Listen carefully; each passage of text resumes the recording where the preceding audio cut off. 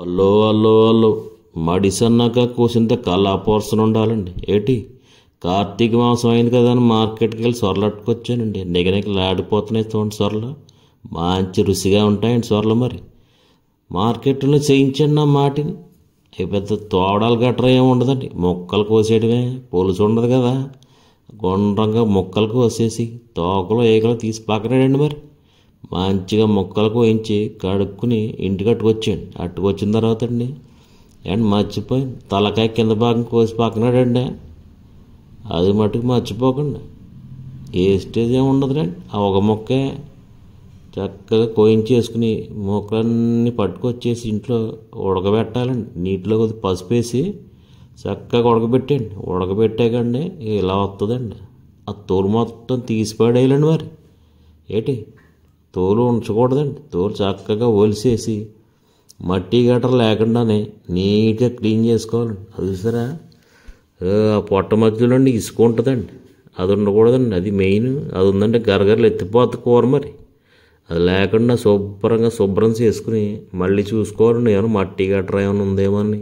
మరి అది అంత జాగ్రత్తగా ఉండాలి. మరి చక్కగా కడిగించేసుకుని శుభ్రంగా కడుక్కోండి. ఒకసారి నీళ్ళు వేసుకుని తెల్ల మల్లె పువ్వుల్లోకి అడిగేయాలండి. మరి కడిగాకండి పిండేయండి. చెప్తాను పిండిని గట్టిగా పిండిని పట్టిన నీరు సుక్కు ఉండకూడదండి. అలా పిండాలి. మరి అది బలవంతంగా ఉపయోగించాలండి. అది పిండాక పిడిపిసేసేయండి. అంతా నా మాటిని చక్కగా పిడిపిసేసి కొంచెం ఉప్పు, కారం, పసుపు, మిరియాల పొడి వేసి కలిపి పక్కనటండి. మంచిగా ఊరుతుందండి. ఏటి చక్కగా పిడుపులోనే ఉప్పు, కారం, పసుపు, మిరియాల పొడి వేసి కలిపి పక్కనటండి. ఈ లోపల తాలింపండి. నూనె వేసుకుని పప్పు నూనె అండి, మంచి రుచిగా ఉంటుంది.